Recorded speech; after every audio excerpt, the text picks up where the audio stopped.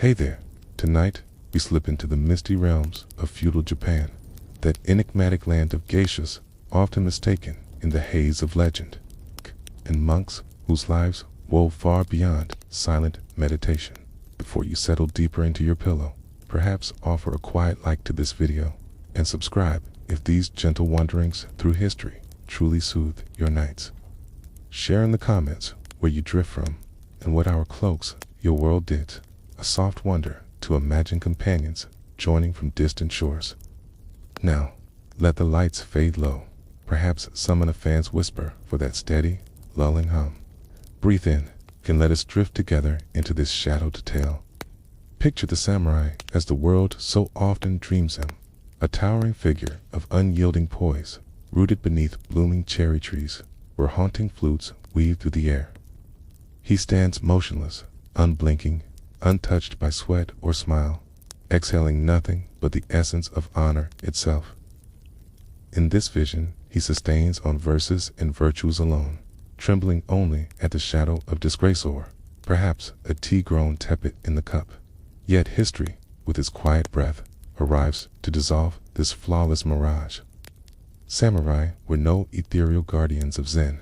They were flesh and blood warriors, armed and restless, plagued by tempers that flared like summer storms, allergies that itched through their armor debts, that gnawed like unseen foes, grudges held long into the night, and a tangled affection for the rice taxes that both fed and burdened them. That revered Bushido code, the sacred scroll of honor, was penned mostly in the hush after the great wars had faded. When these men, idled at home, turned to ink and paper to craft ideals they claimed had always guided them. Think of it as etching rules for the gymnasium long after the crowds have dispersed. A noble retrospect, but born of stillness. The true medieval samurai was a warrior by trade in a time when professional meant surviving the first clash of blades. Some clung to loyalty with iron resolve, so others bartered their oaths for a sweeter bargain, swift as a shadow shifting. Many flipped allegiances mid-battle, like players traded in a savage game of draft. One clan even abandoned their field in the heart of combat, simply because the wind of whim turned honor. Not on this day, it seemed, in stoicism. Far from it, these men poured their souls into verses of raw emotion, brooded in silence when overlooked, and at times spilled blood over a slight to their steed. If today's hearts seemed labyrinthine, consider the samurai nursing defeat from a poetry duel, his quill still trembling. Films whisper that samurai shielded the frail and forgotten. In truth, peasants murmured prayers that no such visitor darkened their paths. A samurai's passage brought levies, seized fowl from coops, or edicts as petty as tread softer near the manor. If ever he warded a hamlet from brigands, it stemmed not from mercy, but from guarding his own harvest of tribute. Bandits were rivals, after all, not allies in plunder. They were no ascetic sages of restraint. These were harried stewards of the realm, buried under scrolls of reports, rituals that stretched into dawn. The grind of endless campaigns, the dance of courtly graces, the toil of estates, and all while projecting menace through sweat-soaked plates and choices born of desperation. At its core, so elegantly plain, samurai were mortals wielding lethal steel, perilous, utterly honorable, in fleeting measures, over-romanticized, endlessly, should films ring true. Ninjas would glide as otherworldly shades, vanishing into ether, bounding across rooftops in utter silence, filling guards with naught but a slender chopstick and seething grudge. In tales spun for screens, the ninja emerges as a shadowed vigilante, poorer in gadgets than Batman, yet richer in veils of smoke and unspoken torments. But reality, patient and unyielding, steps forth once more to unravel the spell. A true ninja or shinobi, in the tongue of the Earl, was no sorcerer of the blade, fueled by arcane whispers. No teleportation rent the air. No acrobatic leaps mimicked the frenzied acrobat, in those sleek black garb, stage conjurer's ploy, so playgoers might spot the unseen amid the lanterns. Ninjas, in truth, cloaked as tillers of soil, wandering peddlers, wandering priests, or humble couriers, any guise to evade the samurai's hasty steel, which questioned motives only after the thrust. Ninjas prized espionage above all, sabotage a close shadow, and arson only when flames served the subtle plan. Their prowess lay not in vaults or vanishing steel, but in weaving lies as smooth as silk, melting into crowds, and fleeing with sandals blurring against the earth. Their kit was Earth's own practicality: cords for climbing whispers, masks of the everyday venoms in vials, smoke to cloak not drama but dire retreats, then bolt to the wood's embrace. The myth of the mute rooftop slayer crumbles against roofs of tile and timber, crafted to echo every misplaced step, as if a squirrel's sigh could summon alarms. A cinematic dash across such heights. The clamor would rouse leagues, nor were samurai and ninjas locked in eternal feud. That's fable's weave. Most shinobi served at samurai beckon. Clans of Iga and Koga thrived on the shadowed labors their lords disavowed, scouting secrets, sowing discord, easing away thorns too delicate for open steel. The ninja was no fiend of midnight. He was the realm's unseen laborer, threading guile, adaptation, in the wisdom to whisper. This cause claims no life today. Dangerous they were, yes, but through slyness, earthbound stealth, and the sharp instinct to evade the fatal arc. If samurai stand as valor's champions, and ninjas as enigmas in dusk, the shogun looms in lore as Japan's supreme sovereign, enthroned in halls of burnished gold, caressing a flawless beard, while puppeteering the realm with icy poise. He schemes divine, untouched by perspiration, blind to ledgers, taxes, or the daimyo whose feigned devotion hides a glint of scheme. Reality murmurs a single word: exhaustion. The shogun was chaos's beleaguered steward, herding legions of warlords siege, a storm of blades and whims, restless as hares on storm wind.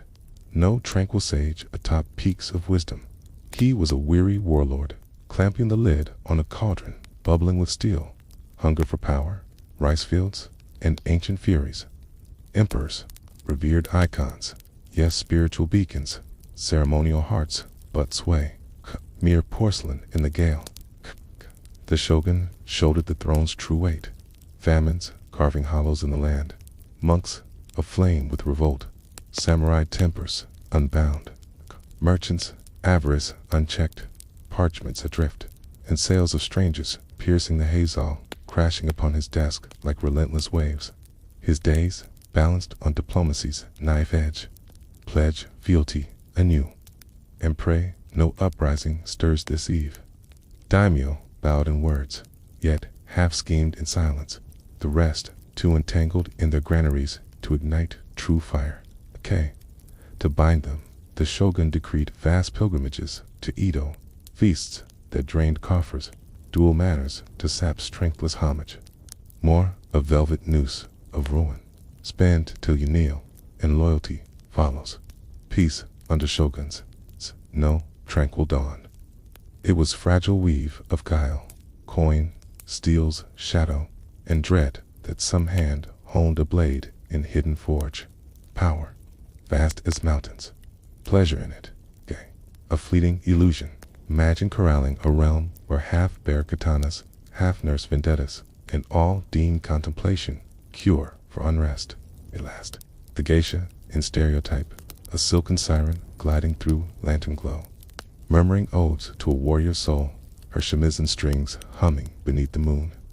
She materializes to embody grace, enigma, heartbreak, dealt with painted poise like mist, given form, exquisite and fleeting. Reality offers a measured rebuke, firm yet kind. Keisha would never courtesans, nor companions bartered, nor whispers of the night for coin. No escort in silks, no lord's fleeting muse, not even the Edo echo of glances traded in dim halls. They were masters of artifice, dancers of ethereal steps, musicians whose notes bound the air performers of society's intricate weave conversants, who navigated tempests of words, arbiters of grace, and tamers of tempests, in chambers thick with samurai ego's diplomacy and embroidered robes. If samurai forged Japan's edge, geisha composed its melody, lending opulence to gatherings teetering on fracture's brink. Apprenticeship dawned in youth, rigorous as mountain streams. The Mako learned not coy glances, but the delicate thread of holding a daimyo's gaze, captivating yet chaste, a veil of allure without surrenders, door ajar, charm unfurling like lotus, poise unyielding as stone, presence a gift, never a chain. I grace your evening, yet remain my own.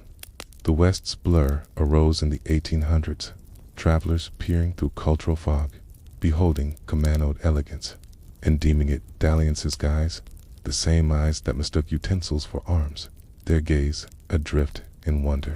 Geisha stood, revered, culture's jewels, entering tea-houses to serve not flesh, but the ether of refinement. They wove tales, ignited laughter, sparred with intellect a duel more daunting than crossed blades from many a lord. Love, they breathed as mortals do, fragile beneath perfection's mask, yet such bonds, if forged, bloomed in formality. Patrons pledged slow, sealed in rite, more contract than candlelight.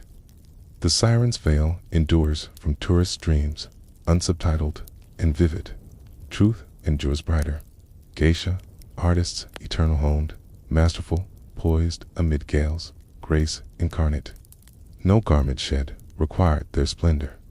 And if the geisha claims the crown of Japan's most veiled muse, then the Anna. Well, that shadow lingers for another night, as your eyelids grow heavy in feudal whispers. Rest now in history's gentle arms. Every time someone refers to a geisha as a prostitute, someplace in the afterlife, an Orient sighs deeply and quietly reminds the world, that was my job. Please respect the resume. Unlike geisha, who were consummate entertainers, Arn belonged to a different, far more elite class of courtesans. These were not the shadowy figures of back alleys, but akin to celebrities who operated in the realm of refined pleasure during the Edo period.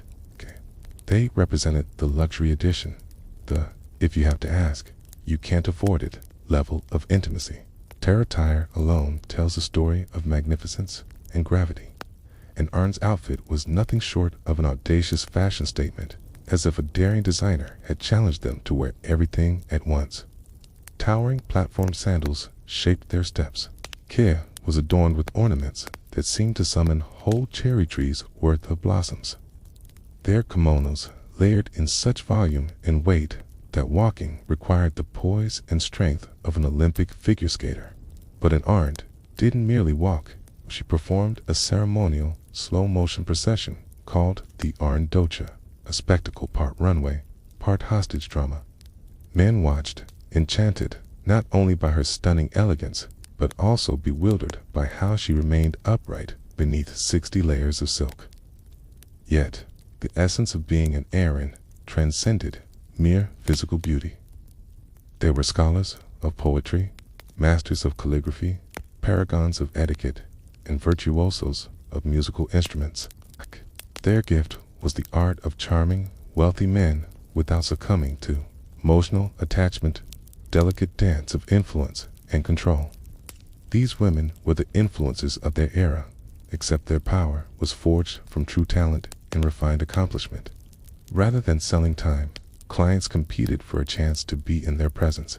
Arn chose their patrons with regal discretion, much like a queen selecting trusted advisors, only with higher stakes cloaked in incense. Confusion often arises because the worlds of the geisha and the Arn overlapped in the entertainment districts, blurring lines in history.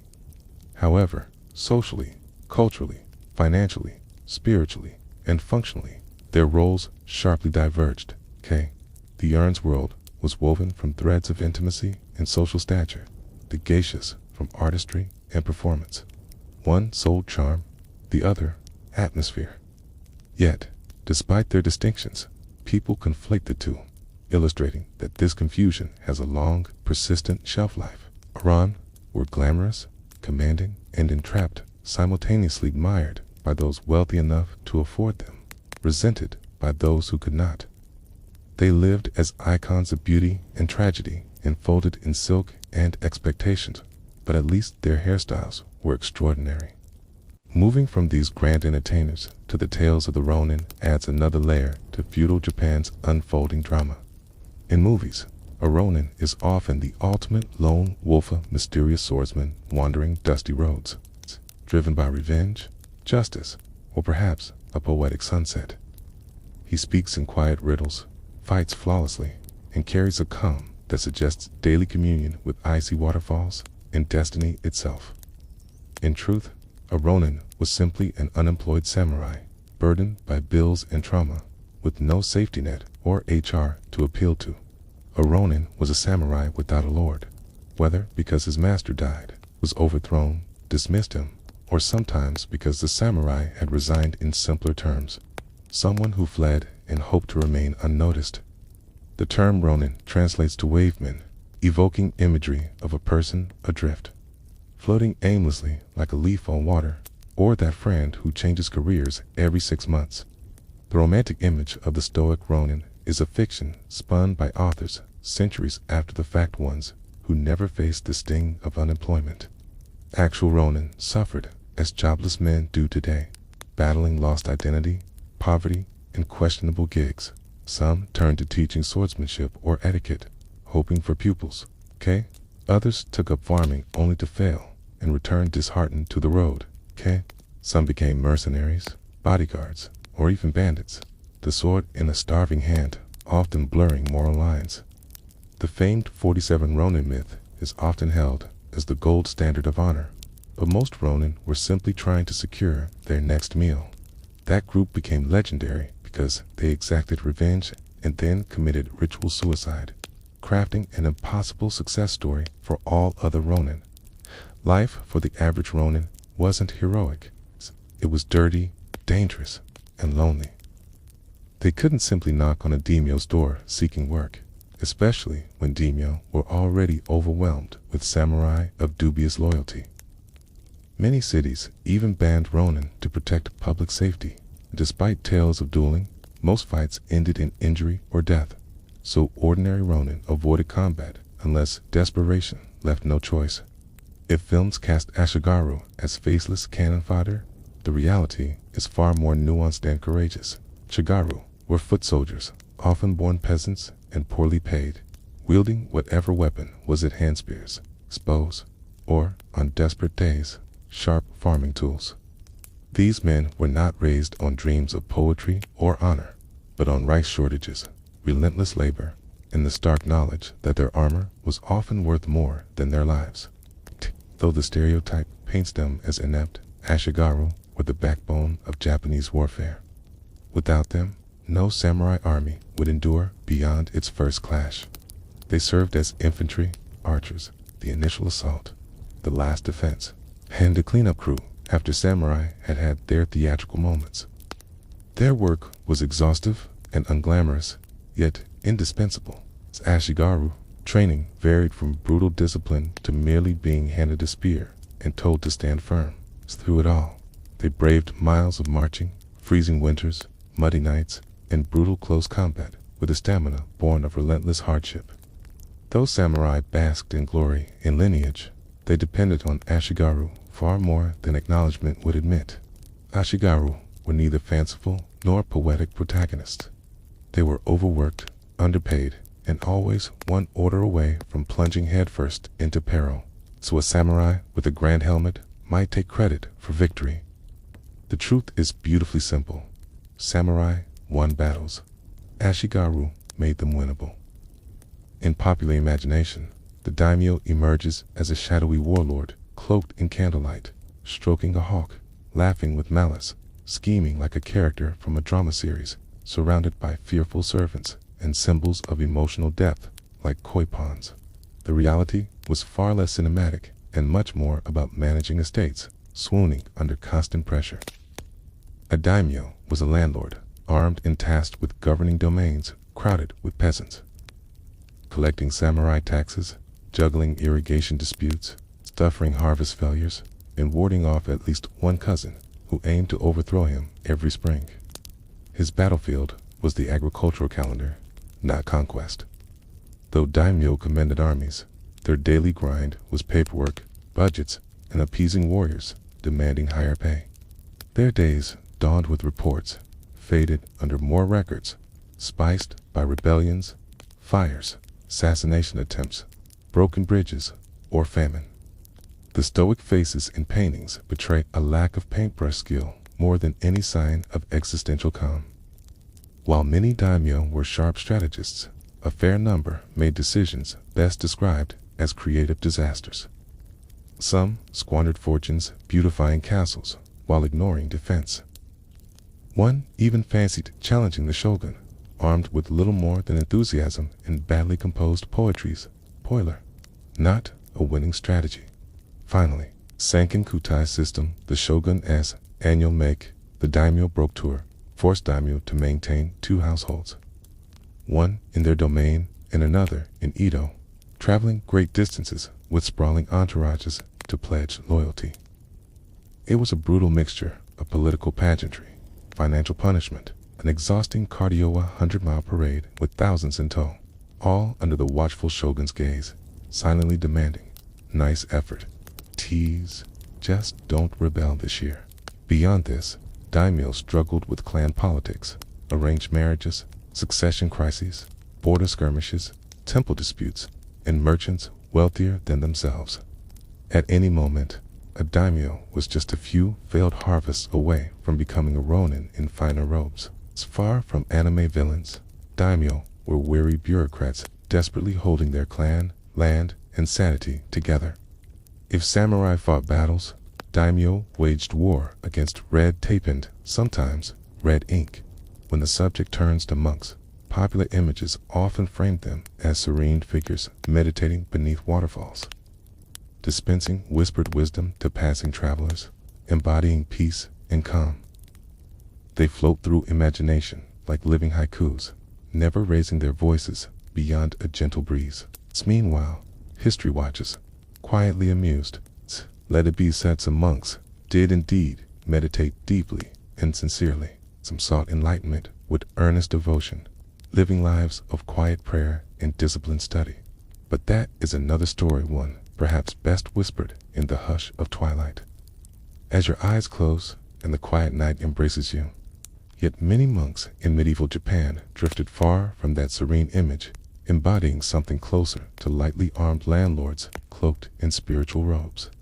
These were the Sohei, the warrior monksmen whose paths no modern overseer of order would ever sanction, granted weapons, armor, private forces, and a fervor unbound by restraint. Imagine 1,000 of them descending a mistrided mountain, naginata gleaming in the dawn, sutras humming on their lips, ready to resolve doctrinal whispers with flame and tempered steel. The gentle veil of peaceful monks dissolves in such visions, revealing temples that stood as feudal strongholds unto themselves. These sacred enclaves claimed vast lands, gathered tribute in rice and coin, hoarded treasures, and vied for sway like ancient powers stirred by unseen winds. The line between divine counsel and martial dominion blurred, thin as mist over a scroll.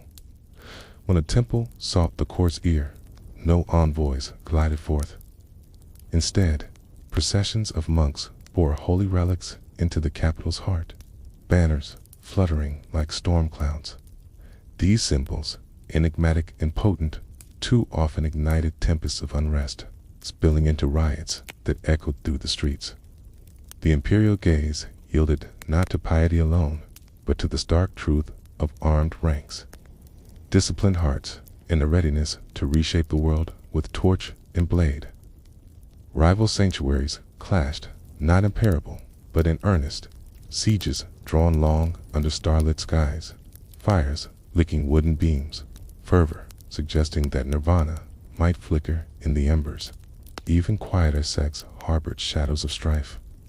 A monk might unroll sutras at first light, his brush tracing eternal truths only to wield staff against a prowling thief by dusk. Another preached boundless compassion through the morning, yet tallied feeds for battlefield benedictions come the fray. Spirituality bore a price, as temples sustained flocks and forges alike.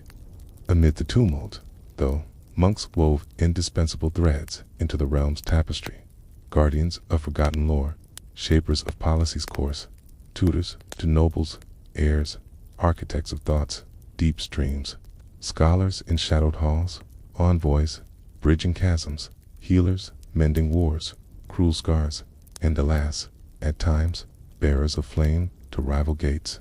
No, these were not ethereal sages hovering beyond the mortal coil. They were intricate forces, mighty and mercurial, weaving drama and dread into feudal Japan's endless weave. Some pursued the light of awakening, others the hush of harmony, some the clash of arms, and a rare few chased all three in shadowed pursuit. The image of the Japanese farmer lingers is almost achingly tender, a humble soul greeting dawn with bowed thanks, tending rice paddies in contemplative quiet, offering the earth a warm smile from a life untouched by strife or levy. In tales for the screen, they formed the soft backdrop, vessels of rustic wisdom, voices for homespun truths amid the spectacle. Yet history exhales a fragrance of rice and resolve, murmuring dissent. To farm in feudal Japan was to endure a saga of unyielding trial, one that would summon modern pleas for mercy at its mere telling. These were no tranquil keepers of Zen gardens. Oh, they were titans of tenacity, bound in an eternal cycle of earth's ungentle demands. From the first blush of light to the next day's veil, they toiled, sowing seeds in flooded fields, reaping under relentless sun, mending shattered tools, binding wounds from labor's bite, whispering pleas to skies that heeded little in taxes. Ah, the samurai's unyielding harvest, levied not in fleeting coin, but in rice itself, the very breath of survival plucked away at ripeness. Lords descended upon villages like autumn gales, claiming shares that swelled to all we desire, and yours for the winter's lean. If portraits capture farmers in calm repose, the artist's ink fell short of etching souls worn by endless weight, revered as society's root. In word, yes, like the steed that bears the rider, vital, strained, ever latent. Each season, they staked all on whims beyond their grasp. Floods, swallowing hopes, droughts, cracking earth, swarms, devouring green, tempests, uprooting lives, blights, blackening stalks, raiders in the night. Ceaseless tribute, flames from afar, wars that trampled field-sand samurai whose passage left chaos in wake. One failed yield heralded hollow bellies, Tade. One shift in winds brought heavier yoke, One patrol demanded concealment of every morsel lest it vanish like dew. Still, from this forge of hardship, they sustained the realm's pulse. They carved channels for life-giving waters, turned soil in wise rhythms, held hamlets against time's erosion, nurtured kin through shadowed years, kindled festivals amid want, and mustered when lords called for ranks of the common heart. Was a stranger to their path. Had a feudal farmer tasted true stillness, he might have deemed himself already crossed to the far shore. No serene folk in harmonious band would spirits flow. They were wearied champions, unyielding and unseen, bearing Japan's weight upon calloused shoulders, while others debated codes of valor. The sole simplicity in their tale, its profound, unrelenting depth. Feudal merchants, in the weave of lore, slink as shadowed hagglers in dim lanes, palms chafing with greed, breath hot with what price sways you. Like vendors of weathered carts in ages past, films cast them as avaricious schemers, low in the social mist, shunned by warriors, save for coffers, call or blame for rising want. Yet, truth unfolds irony's silken scroll. A decree, merchants languished at hierarchies, base below, blade bearers, tillers, crafters. The creed hailed, earth yields sustenance, hands forge essentials, swords decree order. Traders merely shift shadows of goods, unproductive echoes, while samurai etched odes to rectitude and farmers faded under toil's shroud. Merchants kindled the quiet fire of commerce's dawn. In Edo's hush, they amassed fortunes deep as mountain roots. Threads of trade spanned realms, credits flowed like hidden rivers, grand works rose on their unseen, gold fashions bloomed from their looms.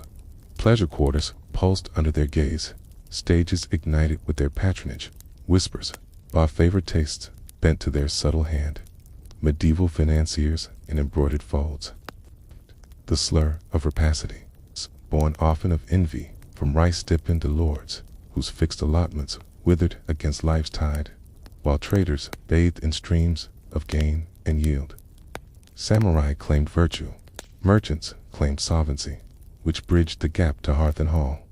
To flaunt was folly's lure. So they honed the craft of veiled splendor, humble facades veiling opulent cores, jewels absent, yet vaults brimming with bald silk amber spirits, masterworks masked as wares, sway the quiet dominion of the lender to the throne. Warriors scorned, yet borrowed oft in haste, sometimes in ire. More than one house endured by grace of a lowly dealer's lenient ledger, pity or prospect guiding the quill. They sculpted the era soul, kabuki's thunder rose on their breath, silhouettes of style shifted, Yoshiwara's lanterns glowed eternal, command the eve's revels, and the dawn bends low. Clever, cued, profoundly wealthy as the tides, grasping only in cherishing bread over barrenness, plain truth, swords ruled in decree. Coin reigned in the dand, all sensed its shadow, none more than those who cast it. The sword master of legend unfolds as near divine right, an elder veiled in mystery, spine like ancient pine, voice a zephyr's sigh, brows etched with epochs of sorrow, leaves part mid-fall at his blade's whisper. Foes fall in dozens, untouched by haste, words distilled to haiku's fragile grace. Truth paints a gentler canvas, a wearied guide, coin scares, schooling youth whose hearts yearned elsewhere. The fable of cleaving stone or plate, illusions, gleams, no master rent, unyielding rock. To the pupil dreaming steel's breach came counsel curt, with steel anew, fool, then room for penance. Dojos hummed, not with ether, but clamor of youth, scents of sweat and earth, Bakken flailing like startled birds. Days dissolved in stances refinement, blows averted, the 10th plea, why fury dulls the edge. Heroes in training. Nehuso, tendered, field hands, lesser blades, traitors' sons, restless youths, dreamers of discord. Destiny bowed to purse's weight. Legends breathed, yes, Miyamoto Musashi, duelist turned sage, quill tracing paths beyond steel. Yet even he shunned boulders, wandering realms, evading chains, tapping tardy limbs to forge resolve. Rivalries simmered, schools clashed in challenge, ploy, street-born fray over stances supremacy, like scribes, quarrels, but blades kissed true. Wisdom flowed, not all in verse, profound, oft, cease the frantic fowl's dance. At close, no peak dwellers these, but artisans of edge, threading pride, hurt, coin. Halls, tempests, pupils, sluggish as dawn-misted streams. Myth enchants, reality instructs. No stone yields to song. The honorable geisha, female samurai of fable, gleams as cinema's jewel, a tempest of steel and precision. Carving foes amid liner's flawless arc, tresses streaming like banners in violence's gale. Tree stands, solitary legion, humbling houses with discourse on equity. Time itself slowing in her wake. Reality inclines with courteous breath. Teen exhales long into twilight's hush. Women warriors did indeed exist in Japan, but the image of unstoppable anime heroines vanquishing armies before breakfast is far from reality. Female warriors, or animusha, were mostly upper-class women trained to defend their homes when the men, husbands, fathers, and all the male defenders left for battle, often taking the village's main fighting force with them. These women fought out of necessity when the choices boiled down to dying, watching their home burn, or both. The naginata, a long pole weapon traditionally associated with women, was not chosen for elegance alone, but because it allowed women to keep invaders at a safe distance, an effective tool for home defense. There were legendary figures among these women, such as Tomo Gozen, often called the Beyoncé of medieval Japan, who fought in the Genpei War and was celebrated for her strength, beauty, and terrifying presence, the very essence of remarkable.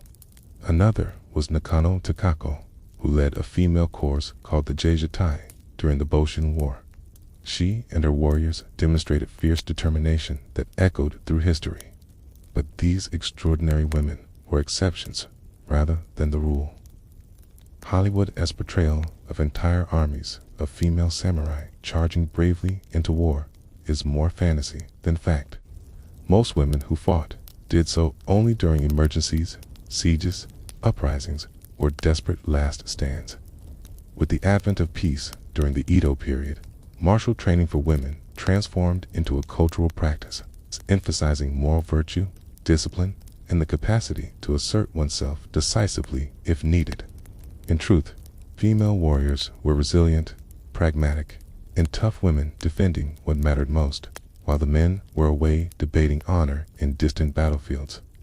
The Yakuza, often glamorized in pop culture as noble criminals dressed sharply with strict codes of honor, were far from such romanticism during the Edo period. Early Yakuza were mostly petty criminal tea peddlers and bakudo gamblers. Tea peddlers were traveling merchants selling goods, sometimes legally, often not, controlling territories, collecting protection money, and hiring muscle without any reverence for honor. The bakudo gamblers ran roadside gambling dens, preying on restless travelers, using dice and cards to skew the odds, with survivors of big wins often disappearing under ominous circumstances. These criminals were far from suave anti-heroes. Many lived desperate lives, filled with poverty, violence, and questionable hygiene. Their iconic tattoos originally marked them as criminals rather than fashion icons, more a warning than art. They were feared or despised by society, including samurai and merchants alike. Many even distrusted others in their own ranks. Early Yakuza fought with knives and fists, lacking the formal hierarchies and rituals that came later. Despite their chaos, these groups laid the groundwork for the modern Yakuza structure, which over time evolved and romanticized. But in Edo, they were essentially criminals with sharper branding than bandits. Feudal Japan's serene image of Zen gardens, gentle tea ceremonies, and respectful order is a myth that paints a tranquil picture far from reality. Behind the beauty and artistry lay 50 muddy villages for every Zen garden, countless fires, dilapidated castles under decades of repair due to divided priorities, and cities bursting with the disorder of daily life. Social harmony was more fragile than imagined, with samurai warring, monks clashing, daimyo rebelling, peasants revolting, merchants maneuvering, and frequent wars breaking out on whims of ambition. Life was far from simple. Peasants struggled to survive, samurai struggled to stay paid daimyo to protect holdings, monks jockeyed for temple dominance. Merchants hid, wealth ninjas dodged capture, and nature itself conspired with earthquakes, typhoons, tsunamis to keep the realm unsettled. The reality was a messy, brutal, yet stunningly beautiful world, carved from hardship and preserved by those who had no patience for later stereotypes. Meanwhile, far across the seas in medieval Paris, the day begins with an uproar rather than peace. Long before the church bells start their song, the city is alive with the clatter of carts, the neighing of horses, and vendors stretching their voices for a dawn opera of commerce.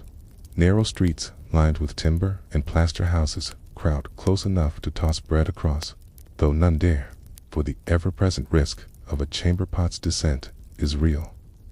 The air thickens with a mingling aroma, the warm scent of baking bread, smoke from charcoal fires, sizzling onions, and all beneath it, the river of sewage flowing steadfastly through the gutters. Students in threadbare robes shuffle by, voices alive with Aristotelian debates, eyes weary from sleepless nights. Beggars claim their corners, bowls ready, sharp eyes scanning the morning hustle, while shopkeepers steel themselves for the day's grind. Metal rings, hooves, echo, dogs bark, children dart. Wildly Paris does not whisper. It announces itself loudly, proudly, and tirelessly before the sun has even daringly risen. This is the dawn in medieval Paris. Loud, crowded, unforgettable. As the first light touches the spires, the marketplace at Les Halles stirs it fully into life. A vast square brimming with souls beyond reason's count, less a tidy bazaar than a gentle tumult of humanity, where baskets clash like soft shields, elbows weave through crowds, and confidence blooms unbidden. Linger but a breath too long. A tay and a grandmother has glided past, claimed your place, her gaze lingering on your boots with quiet judgment. Stalls unfold endlessly beneath cloth awnings and weathered tables, each proclaiming its realm in whispers of color and scent. Produce merchants stack their wares in teetering towers aglow. Onions nested deep, cabbages rising like ancient barrels, defying the pool of earth. The vegetable women, lungs honed by years of song, call their offers not as pleas, but as waves rolling over the throng, louder than distant bells. No timid bids here.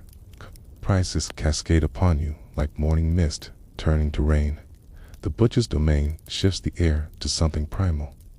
Carcasses sway from hooks like shadowed ornaments of a forgotten feast, crimson tracing paths across worn boards below. The men themselves seem forged from the same unyielding stock as their cleavers broad. Resonant voices echoing tales of boars wrestled barehanded. Purchasing flesh means more than sustenance. It invites a performance, raw and rhythmic, under the market's watchful eye. Nearby, fishmongers stand resolute amid the faint tang of river's memory.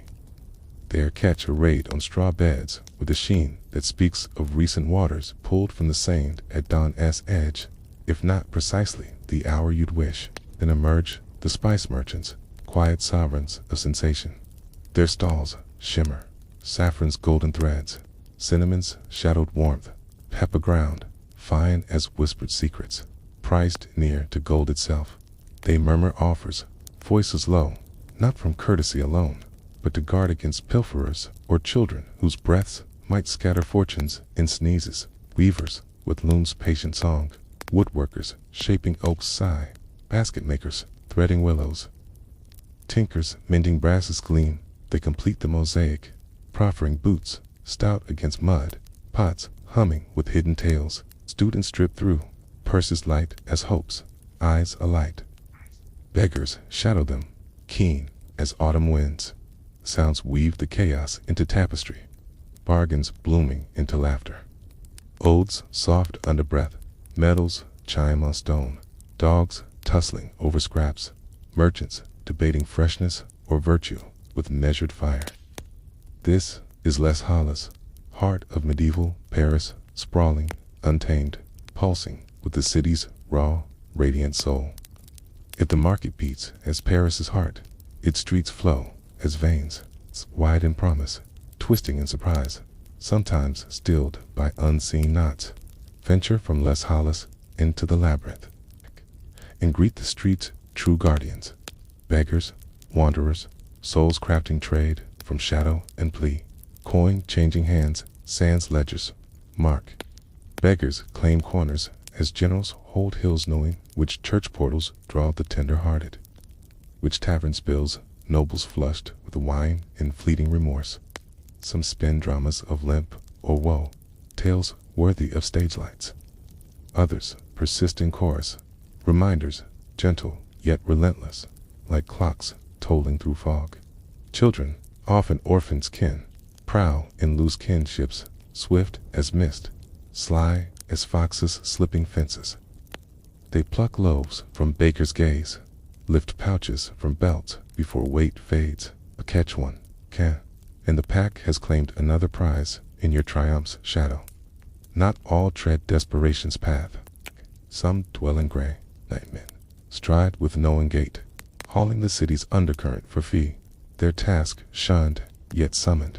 Porters cluster at bends, muscled frames awaiting loadsmen who could raise spires by vespers if coin called. Gangs of youths roam loose, claiming paths with easy swagger. Not felons deep, yet far from saints. They sip, jest at scholars passing, spark tussles for night's idle spark. Their echo hastens steps, adding edge to the air. 'Neath hums, tension eternal.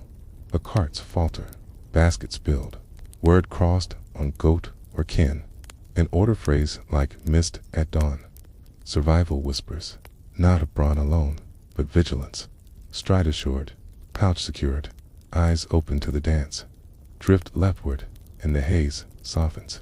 Shouts refine to discourse. Latin scatters like petals at right's end. Here breathes the University of Paris, forge of minds, Europe's thought, unbound. Students swarm in robes elongated, kin to fledgling sages, turn to scrolls when spells faltered. From England's mists, Italy's sun, Germany's woods, Spain's fire, they claim the city as birthright. Arrogance their breath, they dispute in lanes, alehouses, spans of stone overbred, arches, shade, any ear unwitting. Theology rings at ours when slumber calls kin. When words falter, fists find locals' ire. Locals name them Goyards, verse spinners, wines, devotees, scholars wild as spring gales. Lectures unfold in chambers close, scented of wax's melt, chalk's veil, ambition's quiet fire. Masters intone from tomes chained fast. Students etch on waxed fleeting gold, as if ancients spoke anew. Hours stretch like rivers. Absence wounds, presence test the soul. Dwellings perch above inns, ovens, ventures, veiled privacy. Dream alone, cleanliness, whim, grievances, endless chorus. Keza, near them, drift, debates, thunder, mirths, cascade, wretch of excess, spilling window, ward. Yet this tumult draws seekers, lure as ladder to sway, in a world where letters lift from pale or gut. Friction simmers with wardens over dusk's curb, levies, civility's veil. The university shields, fierce, claiming learned right. Clashes bloom as town gown storms, medieval echoes of unrest, edged sharper by steel. Here wisdom and whirl entwine, and somehow endure. As morn yields to midday's embrace, labor's rhythm swells. Craftsmen thread streets like clockwork's breath, vast and resonant. Follow hammer's call to smiths, sleeves bared, visages ash-kissed, iron yielding to fervor's pulse, sparks like stars adrift. Patrons hail our din, prentices dart for tools, air tempers flare. Close by, cobblers in nooks of hide and adhesive toil, long turns, shoes rank walls in humble rows. Though finery flees most purses, feet falter, swift in mud's claim, sermons drag. Bakers rise, pre-dawn, yet noon crowns their shrines. Loaves tower warm, yeasted haze, drawing throngs, ere latch lifts. Stars of the lane, they field murmurs on crust's depth, cost spite, yesterday's spirit faint. Weavers, dens, hum spindle where looms, steady threnody. Focus Zenborn, for thread unravels weeks in sigh or shout. Guilds bind all Paris's silent stewards, precise as shadowed kin, scrolls their blade. Prices sealed, prentices gauged, stalls eyed, rivalries brew soft in ale, fierce anon, guildless. Exiles hush, joined, shield and chain, dictating where a manor scolds tally. Carpenter's shape beam song, coopers bind barrels hold, masons hew stone stream, chandlers wax light's birth, ropers twist sea's strength. Streets bloom, forges, lanes, hordes. Air thrums with strike, rasp, saws keen, hails, cadence, lost tools, lament. Crafts pulse the city's lifeblood. Shoe, blade, taper, cask, mantle, basin, archel from palms, calloused deep in rite. Labor here, not bare breath, but self-woven. City molded as nave from quarried heart. The sun dips roofward, yet hush evades. Day's clamor softens to evening skies. Taverns kindle, ale's warm pulse overtaking craft's echo. Night claims drinkers, dicers, whisperers, souls lingering past wisdom's call. Music spills laneward, mirth nears roar, tankards kiss oak with thud. One voice oaths sobriety mid sways proof. Laughter cascades, arguments bloom like hearth dash flame dot. And Paris breathes on into velvet dark. Candles flickered dimly in smoky tavern rooms, packed tight with a motley crowd students, sailors, craftsmen, travelers, and the occasional nobleman trying to hide among the common folk. The ale flows freely and cheaply, wine with measured skepticism, and the food is always a roll of the dice. Stews might warm the belly or stir unease. Bread could be fresh or repurposed as a makeshift weapon. Culinary excellence isn't the draw. Instead, it's the buzzing atmosphere crowd, alive with conversation, laughter, and tension like the hum of a restless hive. Tavern keepers command their small realms, deciding who drinks first, who earns a swift boot outside, and which arguments need breaking up. Their assistants dart deftly through the clamor, balancing oversized mugs and catching slurred praises with practiced grace. When song erupts, half the room raises voices in unison.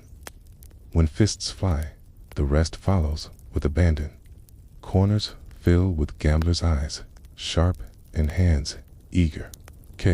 Their intensity rivaling sacred pilgrimages coins, clinking, curses, and threats mingling in heated banter. From the safety of the edges, you watch, feigning restraint, even as the urge to join boils beneath. Outside, alehouses offer quieter, but no less questionable escapes, where drinkers debate politics beyond understanding, gripe about distant kings, and boast of dubious deeds. Above it all, Paris glows windows aglow, laughter echoing, distant bells, tolling all marking a city that refuses the courtesy of quiet rest. Akana in medieval Paris is not serene or refined. It's loud, unruly, unpredictable, vibrantly alive. The city's charm is inseparable from its heroic lack of hygiene. By day, crowded streets resonate with noise. By night, the city wages a relentless battle against cleanliness and winds. Central gutters, grimy trenches slicing through streets, carry away all manner of refuse, water, mud, stray vegetables, animal droppings, mysterious liquids, and the contents of chamber pots. Cry a guard, alo. It's a literal warning to move or become part of the city's drainage fate. The scent is a character on its own. Smoky hearts, blending with sewage, fish market remnants, tallow from candle makers, and spices valiantly masking the whole. This aroma lingers on clothes, in hair, into the soul. Visitors call it distinctive. Locals call it Tuesday. Waste is the nightmen's charge intrepid souls, carting away the city as filth with a daredevil-s air. Feared and grudgingly respected like storms. Free-roaming pigs forage gutters. Dogs roam offended at the world. Horses leave dents in cobblestones, pressed under morning's rush. Bathing, though preached by the church, is rare discouraged by expense, cold weather, and the medieval notion that warm water might be lethal. Public baths exist, but range from social hubs to whispered dens of dubious virtue. Most cleanse only hands, face, and whatever itches. Yet Parisians endure, adapting noses, sharpening instincts, weaving humor into daily survival. Hygiene here is not luxury. It is a daily bargaining with fate. While markets, students, craftsmen, and taverns bring life's noise and color, underlying truths simmer. Crime is commonplace. Thieves, deft with fingers, slip coins unnoticed, targeting the distracted, especially wandering students or travelers lost in cathedral wonder. Confront a thief, and they vanish into alleys so narrow air itself resists pursuit. Burglars haunt rooftops, chimneys, and unlock shutters. They are city pests, driven by ambition. Patrols, proud watchmen with lanterns and staves, confidence tempered by knowledge that most criminals outrun them. Their job is simple: maintain peace. In practice, that means shouting warnings, breaking fights, urging all home. The nightly chant, the hour and the watch, echoes as reminder and ritual. Law and order, more performance than certainty. Justice is public spectacle. Punishments displayed to teach, from whipping to pillory to executioners executing grim craft. Yet, crime isn't villainy alone. Hunger drives some to steal bread, families to gather firewood, students to borrow wine they never return. The line between criminal and victim blurs thin as a home's walls. Despite all, Paris functions. People adapt. Some sharpen, some hurry, some pray harder. Each sunrise proves medieval Paris thrives on its own chaotic, vibrant pulse. Law and order exist, just not necessarily in that order. For all its noise, filth, and the ever-mobile rats, Paris knows celebration well. Festivals transform disorder into symphonies of color, sound, and reckless joy. Religious feast days dominate solemn, sacred, but also excuses for feasting, drinking, and shirking cares. Bells toll deeply. Parades heave, statues through streets packed with neighbors, lifting saints with half the neighborhood below. Priests chant, children dart among feet, dogs bark at disturbances, and the air fills with incense. Roasting meat and the unmistakable essence of too many bodies pressed close. The Feast of Fools alone, a day of topsy-turvy revelry, crowns the city's annual chaos, a mock king. Masks, dances, pranks. Closest the Middle Ages had to comedy night. Tournaments and fairs add layers. Knights clash in armored pageantry. Crowds gather, secretly hoping for colorful blunders. Vendors peddle roasted nuts, dubious miracle cures, while jugglers, acrobats, and musicians transform streets into stages. Music threads through the city's heart. Flutes, drums, fiddles, voices, living melody. Even the sternest guildsman taps or hums along. Faith grounds it all. Grand churches filled with worshippers seeking solace, blessings, or mere refuge from urban frenzy. Notre Dame's soaring arches echo hymns that soothe city clamor. Prayers rise for health, harvests, protection from plague, and, sometimes quietly wished, that neighbors stop flinging refuse from windows. Festivals reveal Paris' hidden truth, alive in spirit as much as body. Joy, faith, celebration pulse through every street, reminding all rich and poor alike that this rough, raucous city is undeniably, vibrantly full. And with this, the streets fall hushed, waiting for dawn's return to stir their song again. Cesare Borgia did not enter the world in hushed reverence. Born in 1475 amid the shadowed intrigue of Renaissance Rome, he arrived into the heart of the Borgia dynasty, one of Europe's most audacious clans, woven from ambition, scandal, and unyielding grasp for dominion. Even as a babe, he was swaddled not in simple innocence, but in the silken threads of politics and power plays that would define his path. His father, Rodrigo Borgia, already a cardinal of formidable sway, had sired him with Venanza de Catani, a union far from wedlock's sanctity. Its origin set the quiet rhythm of Cesare's life, brilliance shadowed by moral ambiguity, a destiny forged in bold strokes against convention's grain. The Borgias, Spanish interlopers in Italy's noble tapestry, chafed against Roman egos with their outsider's fire. Yet Rodrigo countered with eloquence, gold, cunning maneuvers that outfoxed rivals. To him, heirs were instruments of empire, scusa, with his keen mind, magnetic presence, and poised carriage, gleamed as the finest. From earliest years, tutors steeped him in the classic Slaton's flow. Philosophies, depths, laws, unyielding frame, diplomacies, veiled dance, warfares, stern arts. They marveled at his piercing intellect, his serene composure, the self-assured gaze of one who divined souls like open scrolls. Even then, whispers stirred. This boy charted not cloisters, but command. The church laid claim, or rather Rodrigo did, thrusting Cesare toward sacred office to bind the family's ascent. Spirituality stirred him little. His spirit yearned for the clash of arms, the thunder of legions, scorning a life of murmured vespers, while others seized thrones. Those near sensed the discord of soul, miscast for altars, destined for fields of strife. Its quiet rift between imposed piety and warrior-esque call would soon swell into the tempest, reshaping his fate. Cesare Borgia entered amid whispers of scandal, but heaven crafted him for conquests.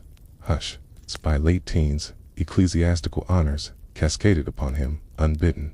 Bishoprics, legatine, missions a vine of titles, climbing Rodrigo's trellis of dynasty. Each elevation crowned his father's vision. Yet, for Cesare, they forged bars of gilded restraint he ached to shatter. Then, in 1492's turning tide, transformation dawned. Rodrigo ascended as Pope Alexander VI, a pinnacle for kin, a rupture for piety's guardians, and Cesare's gateway anew. Suddenly, son of the vicar of Christ's notion that chilled the devout, thrilled the pragmatic. No longer bound by mere devotion, his path gleamed as a blade awaiting the whetstone. Proximity's cost loomed steep. For alliances weave in Borgia roots, deepening, Rodrigo elevated Cesare to the College of Cardinals at tender 18, while peers chased ale, steel, or fleeting affections. Cesare donned scarlet amid aged prelates, masking the absurdity with tranquil mask. He embraced the mantle outwardly flawless, councils graced, edicts sealed, embassies borne with grace. Yet, beneath each poised rite lurked resentments, imbecilments as mask, prayers as pause, conclaves intrigues, a squandering of his fire. Observers caught his gaze, keen, probing, restless. Cesare, blessed, not flocks, yearned to lead hosts. Rome's elite murmured, he ill-suited the cloth, too captivating, too driven, too perilous a flame. Truth echoed in halls, a tiger draped in velvet, elegant, yet alien. Patient he remained, for power's game hinged on hour's strike. The moment to cast off crimson and claim his essence neared, ... and when it broke, Italy would tremble in its wake. Cesare Borgia's shift from cardinal shadow to warlord's blaze, ignited, not in gradual ember, but thunder's clap. Mid-1490 saw Italy's map quiver like faulted earth, ripe for quake. French King Charles VIII's descent stirred duchies, republics, houses into frenzy. Where panic reigned, Cesare discerned the rift. Kias, pent in robes, feigned. He seized the breach. Invasions, tremors, rent alliances asunder. Cesare traced each fracture, each quaking lord, each filthy sway as ladder to liberty. Climax whispered in 1498. Unthinkable for a prince of church, he tendered resignation. Formally, vows release. Shadowed, destiny's portal flung wide. Alexander VI assented not for heaven's nod, but glimpsing his son's untamed force. Altar wasted, yet field forged for realms anew. Legitimacy beckoned via marital cunning. France's Louis XII bartered backing for papal grace on his own bonds of barter pure and realpolitik as veil with Gallic aegis. Cesare claimed Valentinois dukedom, birthing the name dread would etch. Il Valentino, cloister's garb, fell. Armor embraced as lifelong kin. Drills with ranks, tactics poured in lamplight. Condottieri summoned his host, bound not to mitre or Rome, but Cesare alone. Charisma lord, severity chained. Chroniclers, real their velocity. One anime's ceremonial glide. The next, vanguard charge, sans flinch. No mere mask, this unveiling of verity. Italy beheld, rapt and wary. Ex-cardinal risen warlord, peril incarnate. Cesare Borgia, poised to hew his domain from Italy's sundered core. None stood unscathed. Freed of scarlet, Cesare Borgia moved with winter's resolve. Papal writ and French steel at flank. Gaze fixed on Romania mosaic of lordlings. Elswords, enfeebled sires clutching birthright o'er conquest's truth. Cesare harbored no such veil. Campaign stirred 1499, less feudal levy than strategist's symphony, diplomacy's murmur.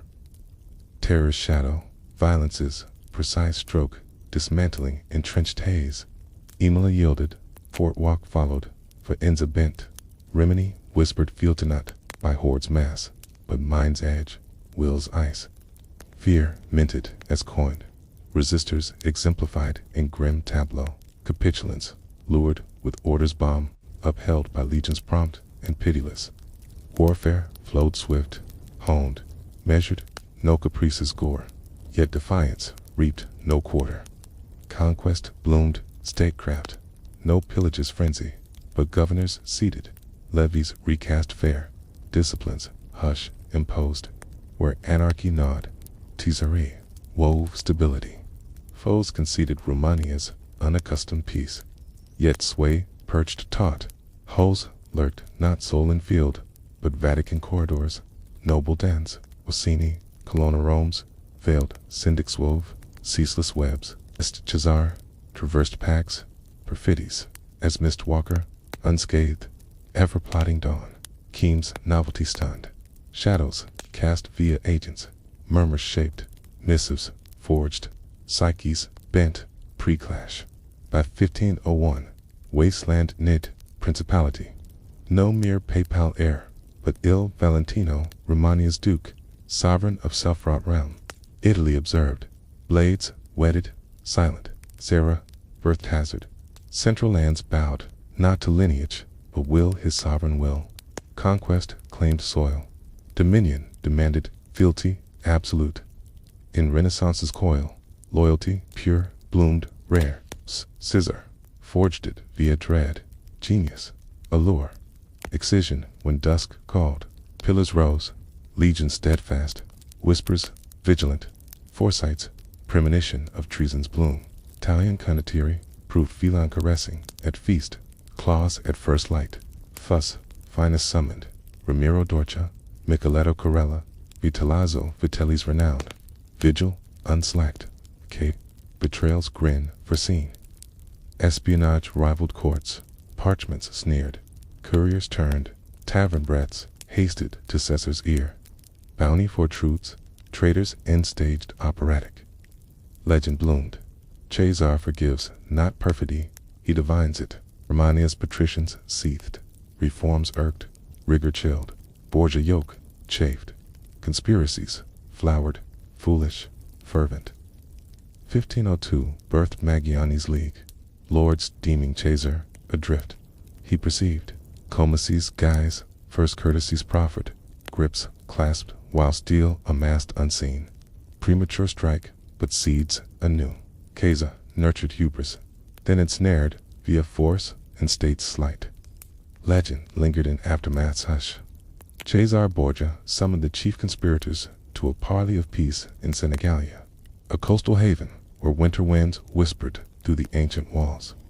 They came, these lords, Amagiana Vitellazzo, Vitelli, the Orsini brothers, Paolo and Francesco, confident their web had ensnared him at last. Kia, Cesare approached unarmed, his smile serene as a cloistered pond, a harbinger few survived to ponder. One by one, he clasped hands in greeting, only for his hidden guards to seize them amid the chill December air of 1502. Some met the blade forthwith. Others, in shadowed mercy, felt the garrotes hushed by Micheletto Corella's unyielding hand. Cesare's enforcer, loyal as winter frost, chilling in devotion. The deed, echoed clear. Betrayal not merely quelled, but lured, unveiled, extinguished with such artistry that future treason seemed a path to shadowed graves. By early 1500s, Hush, Cesare, stood rare in Italy's fractured mosaica, sovereign, dreaded, revered, heeded without demur. Yet even tempests of will encounter gales unforeseen. His ascent wove inseparable from the architect of his rise, Pope Alexander VI, father whose ambition mirrored his own in tempered steel. Together, they forged Renaissance annals' most formidable dyad father and son, reshaping Italy's realms like chessmen on marble boards. Alexander bestowed sanction divine, coffers deep, writs of command. Cesare offered stratagem, keen, sinew unbowed, a lure honed to blade's edge. Their bond, no tender hearth fire, pulsed, efficient as clockwork, twin minds aligned to erect Borgia dominion amid lordling squabbles and ceaseless strife. While pontiffs prior cloaked in right's veil, Alexander reigned as temporal lord, bestowing cardinal scarlet, ducal crowns, broad domains, legions, mustered. Excommunications fell as arrows tactically loosed, stripping foes of heaven's grace when earthly need decreed. Each bull inscribed advance Caesar's march. In reciprocity, he wrought Rome a war room veiled to captains embedded through Romania's folds. Order etched with dread's precision, dispatches born like field marshal's scrolls, scarce spiritual in tone. Funds flowed via levies, shrewd, packed, sealed, unions wrought, gratuities veiled, church ledgers artfully recast. Detractors decried corruption's stain, impiety's shadow. Partisans held genius unbound. Cesare's souls sorted, stark, hurdles or instruments not between. Rome's patricians quailed, cardinals weighed phrases as gold. Ceni, Colonna noble hydras in senatorial guise, plotted, yet paused. Caesare's whispers infiltrating palace hearths. Envoys from France, Spain, Venice gazed rapt at this papal hearth turned arsenal. None had witnessed Sea of Peter Paul's camp's pavilion. Yet fissures stirred subtle, chafed for sovereignty untrembled. Princely throne beyond papal shadow realms vaster, reigns firmer, writ his alone. Alexander, pride tempered by caution, glimpsed ambitions, blaze, allied to scorch adversaries, peril if winds veered wild. Neither fathomed empire's base, so frail, hinged upon one breath's continuance. As Alexander endured, Caesar's forge blazed unchecked.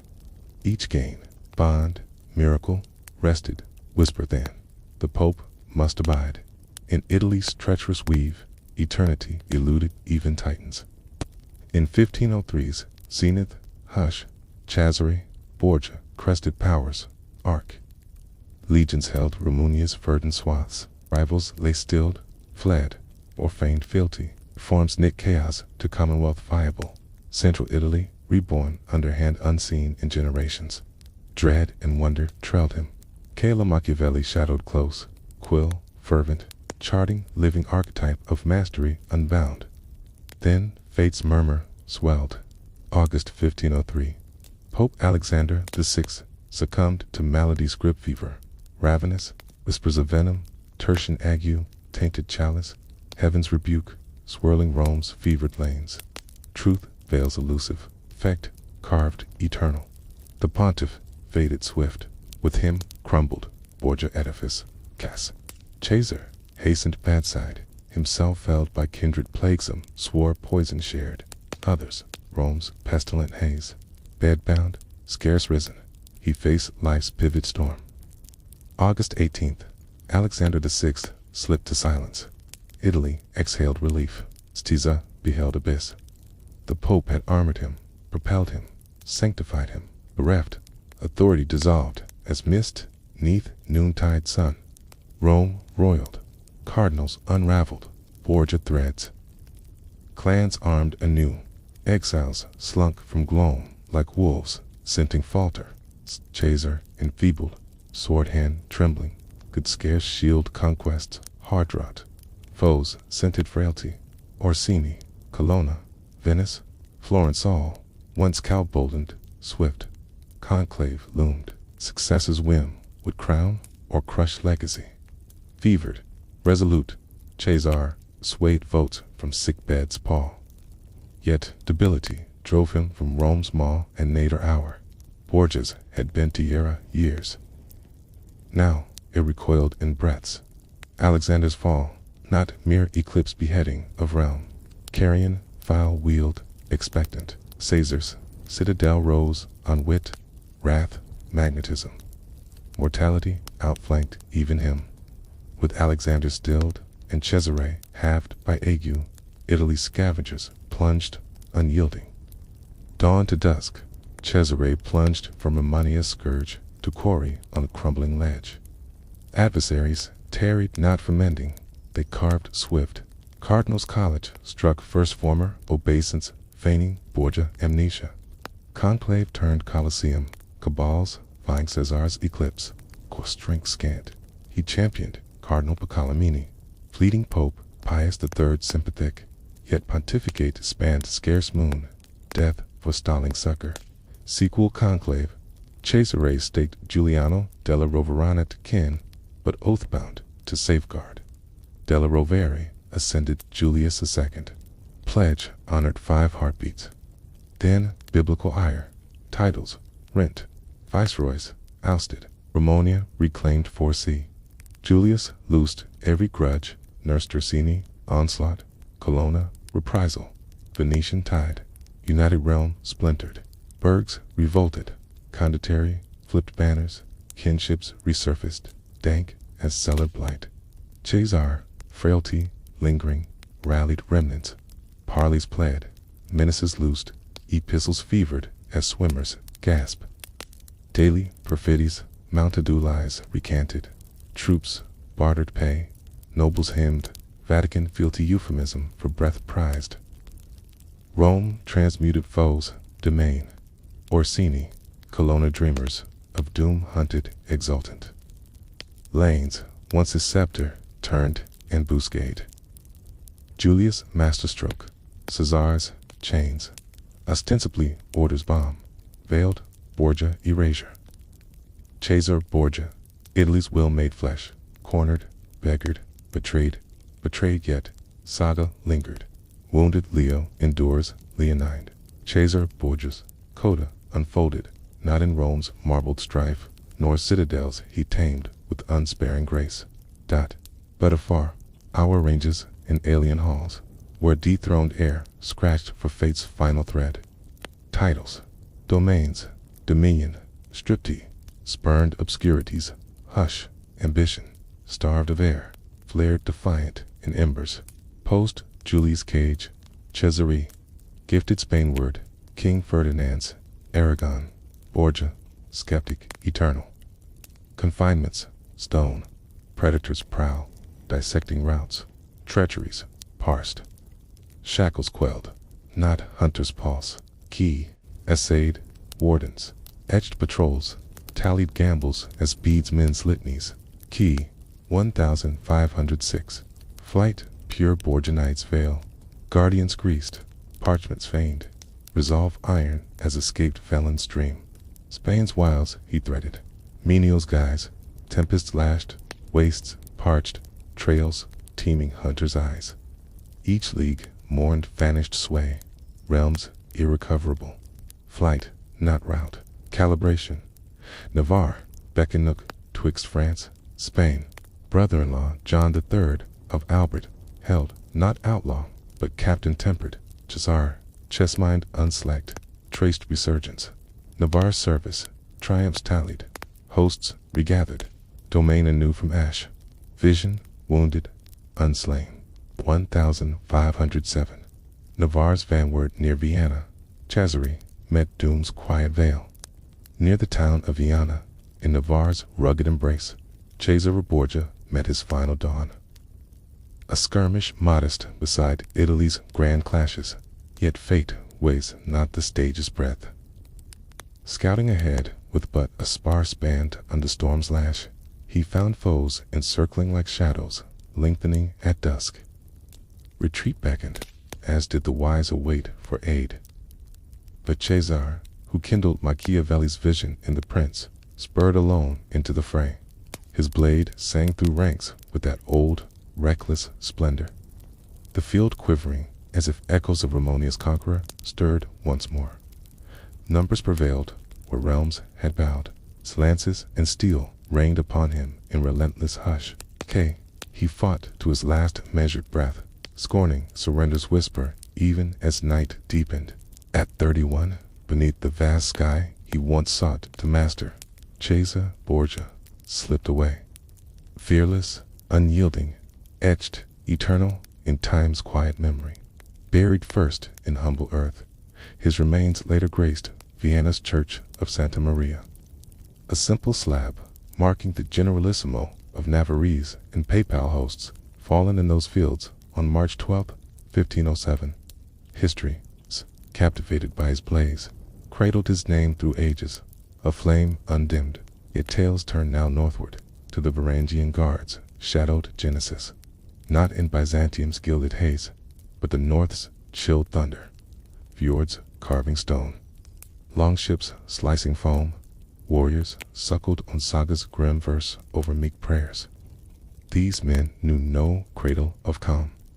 From youth, waves roar, winds wail, ancestors' yarns of axes, hewn fates, wove their sinew, By 10th century's slow turn, Norse wanderers veered east along rivers threading Slavic wildwoods, bartering wares, reaving holds, tilling when stars aligned, quaffing deep, clashing eternal. Varangians, they became most sworn kin, bound by vows unbreaking steel. Merchants, sellswords, blade wanderers, they sought realms where prowess eclipsed blood's claim. Constantinople called, Byzantium's splendor, fragile as frost-laced glass, ringed by foes' unceasing gaze. Emperors craved shields, untouched by noble intrigue. General graft loyalty, pure to throne alone.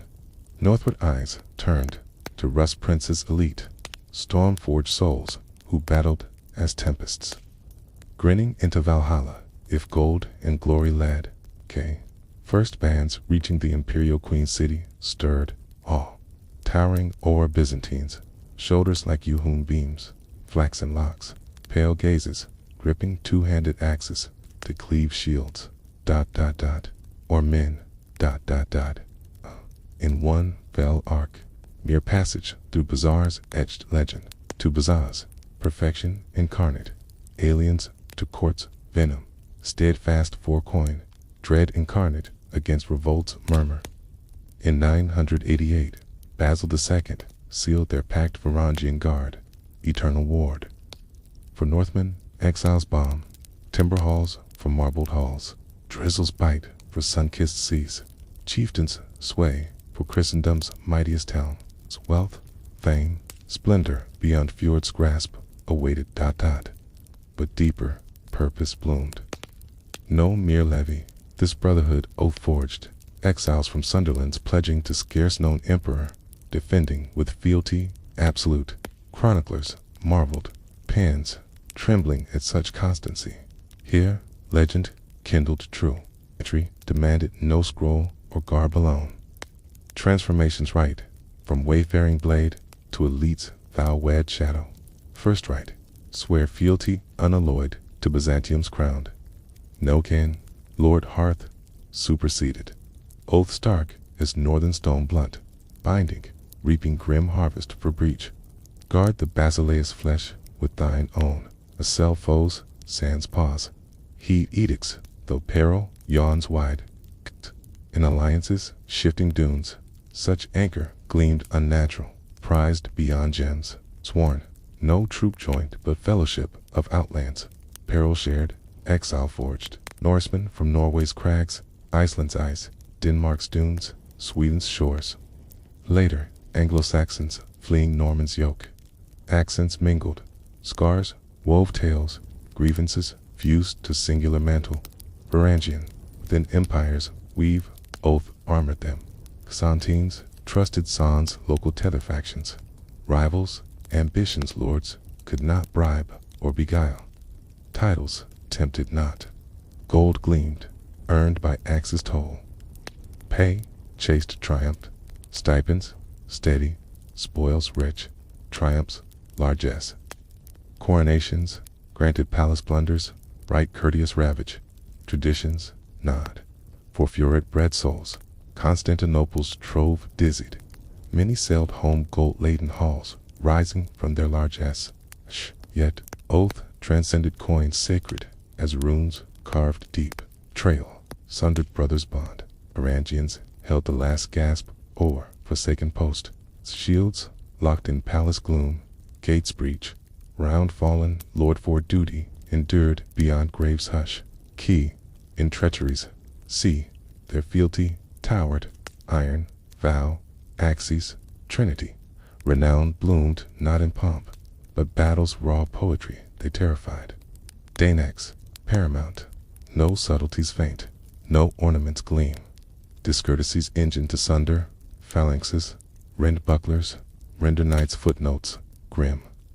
Byzantines, gaped weapons, prior spears, reach, swords grace, bows whisper, deft, ordered, refined.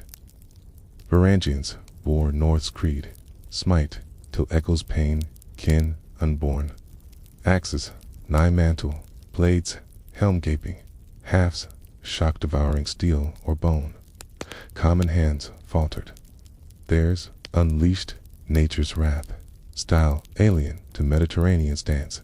No blind frenzy that amateur's folly. Controlled ire, Viking gale, wed Byzantine order. Ranks tight, shoulders wheeling force maximal, poise amid melee storm.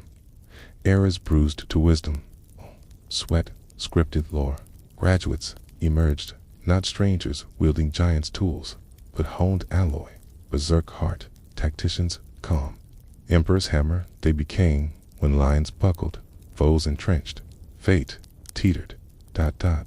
One word, Varangians. Prayer rose from trembling ranks. Service transcended fields. Submersion in empire's pulse. Constantinople's vast palace. Rites, sacred core. No levy, mere baths, less bulwark. Giants, oath-wed screening. Thrown from world's tumult. Kuwa, dawns, ceremonies. Corridors lined. Helms agleam. Axes, sentinel still as God's decree. Emperor's passage. Phalanx enfolding. Awe and chilled stirring courteous quills. Titans fairlocked. Eyeside. Views vast. Mail burnished. Axes ceremonial vast. Wordless. Past them. Claimed the crown. Rituals wove them essential. Coronations ward at Hagia Sophia. Thrones escort. Axes saluting sky. Banquets statuesque. Rear throne. Vigilance calm. From poisons shadowed arts tradition. Not fear's child. Legations. Earth's fiercest fealty incarnate. Envoys from Occident, Orient. Saracen realms chronicled girth. Hush, intimidating. One frank marveled pillars hewn, each having man at whim divine. Discipline etched daily. Shifts rotated, arms mirror bright. Cleanliness ironclad. Barracks nestled palace fanes, instant to sovereign's call. Spawned, unique flowered, not lord served, but man fealty personal. Intrigues bane in Byzantium's game. Northern echoes lingered. Runes gouged walls. Hagia Sophia's lost door vowed abode. Halfdan runes rotten during proof. Beneath rite's gloss, Northmen pulsed. Brothers steel-clad, stone-vowed. Battle march shifted legion's breath. Doubters straightened, bold foes faltered. Axe-bearers, vanguard, spelled doom, decreed. Shock's edge, they claimed, subtlety spent. Brute, pivot, chaos to gain. Moralis fracture, by flesh's dominion. Excelled, they did. Myth paints berserk gales. Verity, colder peril. Precision's blade, K-ranks, knit. Shields overlapped, axes, poised, ... controlled. No frenzy's babel thunder chant, unified rolled fields. Strike, followed. No idle hue, but bodies pendulum, momentum fused. Shields sundered, spears splintered, plate yielded. Charges pride hamstrung, helms pulped, air comprehension dawned. Chronicler etched, iron rampart, stormborn. Another chronicler etched the scene with quiet dread. When Varangians breached foe lines, strife ceased contest, dissolving into harvest grim. Their renown crested at Manzikert in 1071's parched hush, a day of ruin for Byzantine hosts. Seljuk storm and betrayals blade, rending ranks asunder, while legions shattered, fleeing or turning cloak mid-clash. The guard encircled Emperor Romanos the Fourth Diogenes in steel's unyielding ring, shielding him till near annihilation. Loyalty burned, suicidal, discipline a mountain unmoved, valor woven into saga's endless thread. Yet there's no mere wardenship. Afar in Italy's olive groves, Syria's sun-baked sands, Balkan mists, Anatolia's crags, speared vanguard forts, splintered, gates stormed under Axong. Foes oft yielded at banner's glimpse, bartering breath o'er blade's kiss. Triumph trailed their tread, terror paved ahead. To meet Varangian gaze was empire's ire made flesh. Steel-clad, oath-bound, inexorable, beyond field and corridors gleam. Varangians clung to North's ancient weaved traditions, elder than Byzantium's marble dream. Emperor's oath sworn, imperial mail donned, standards born, yet hearts pulsed Northmen true. Culture shadowed them, feasts thundering, lays murmured, vows shared kin deep, revelry anchored soul. Campaigns returned gore-flecked, laurel-crowned, coffers heavy unleashed bacchanals, legend famed.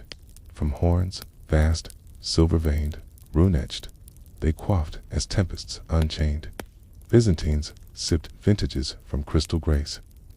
Varangians drowned God's measure in mead's gold. If rivers yielded, wines crimson elsewise, aught potent in dearth. Halls shook with guffaw's roar, horns clash, yarns ballooned, till Odin might arch brow. Elders spun solos 'gainst 50s felled, well-scaped, weighing valor against ale's haze. Both truths entwined, lays, followed lute or pipe-born homeland ward, or scavenged reed, urges mourned, kin-loss, anthems vaunted, gory golds, barbs sly at courtly silks whispered, ever. Brotherhood's hearth burned paramount, exiles forge, oaths weld, feasts the mortar binding, joy not soul right, fallen claimed ancestral due. No tears veil, but pride's stern gaze. Runes gouged Hagia Sophia's nooks, names eternal in stone's hush, a north voice, echoing foreign fame. Byzantines gazed, bemused, wary, enthralled. Servants murmured barracks, wilds, scribes lauded brother bond, quilled with tremor that mead-mad Northmen outmatched sober century. Clashes cultural. Empire bowed to their weft and touched by cabal's coil. Feasts fueling sinew unbowed. Banquet transcended trencher. Exile's anchor, kin's fire. Warriors foul-fettered, hearth-flamed, memories immortals. For all ex-fury, revels roar. Varangian's quietest rite gleams not in Malay's den nor throne room's hush, but, defiant in Byzantium's sacred crown, Hagia Sophia's stone. 2 Eastern Romans, heaven's nexus domes, vast as firmament, mosaics starlit. Arches prayer-piercing God, and basileus entwined. Varangians marveled, yet alien, stavewood, kirks, skyrites, old gods gloam their cradle. Guarding gold marble jewel, old lead from fjords chill, they inscribed legacy literal, gallery railings, bare runes, faint yet fierce. Bridging epochs, Ari was here. Rafinkel wrought these signs, stark, unadorned. Digo's murmur, I breathed, served, stood. Tradition fused duty's chain.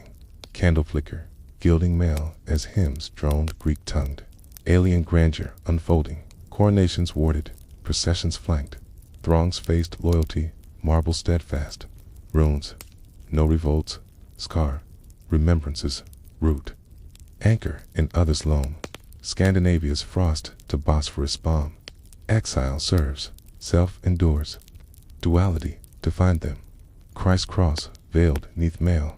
Yet ancestral sigils clung. Greek vows intoned, Norse lays night whispered. Holiest fane shielded iron true. Yet Viking whim scratched on as youth in kirk. Chroniclers warmed to paradox. Fealty, death deep, outshining, empire born. Runes endure silent sentinels. North's pulse in sacred core. Santium birth intrigue as Ashvel's crater's breath. Ceaseless, savage, unheralded. Copes, dagger flash, riots tide, venom seep. Nights, perfidy, wove climb. Tempests, crux, Varangian stand. No weather vane generals they. Oaths, oak, amid gale. No crown chasers, lineage, lords, loyalty. Blunt, rigid, dritter, liable. Shield till doom's claim, his or theirs. Crisis bastion, revolts, blade. Axe wall, interposed. Populous storms, gates barred, corridors, axes, charnel. Usurpers bid, bribes, gleam. Threats shadow, availed not. 1042's tumult, gleams stark. Michael V. toppled. Throngs bang vita beyond palace. Guard held pharaoh. Thousands stemmed till oaths, Lord yielded. Hidden ways they shepherded. Post last ember till surrender's sigh. 1204's crusade, cataclysm. Walls rent, Constantinople's pyre. Legions fled, turned. Varangians unfazed blazing lanes. Sea walls breach, throne's final redoubt. Quills quivered, crusader plate hewn as wheat. Knights blanching seasoned steel. Fealty bounded practical. Emperor's oath, not thrones, husk. Deposed, right. Court's decree, voided bond knights. Aegis, giants, dawn's void. Yet coda constant, fallen crowned to cloister. Al, scaffold stoic escort. All troops, Vatican trusted for glory's helm or shame's yoke. Flames forge, intrigues, night Varangians endured. Steel tempered, vow veiled. Loyalties blaze, terrors hush. Disciplines, Yoko, veiled, one reverie. Homeward sail, king rich. Basileis, divined, gold heaped, silver streamed. Acres granted, right, peerless coronations, palace raid. Europe's loan. No ravage, wild customs grace. New crowned guard, claimed trove portable. Coffers brimming, gems agleam. Silks whispering, icons sainted. Chairs, if greed stirred. Kadi, reward twin-edged. Guardianship requited. Bounty ripe, paths diverged. Fortunes, freedom, retirements.com.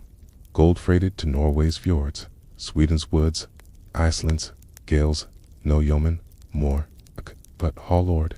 Trade prince, chieftain, risen from spares and shade. Farms, flowered regions, brides, nobled blood. Sagas swelled, myth blent. Deaths, liberty, honored dim. Services, pyre.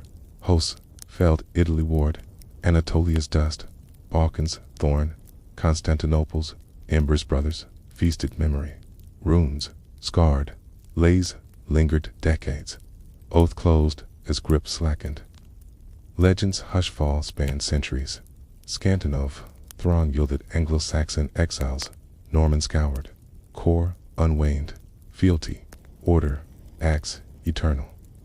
Yet Byzantium waned coffers gaunt. Marches gnawed.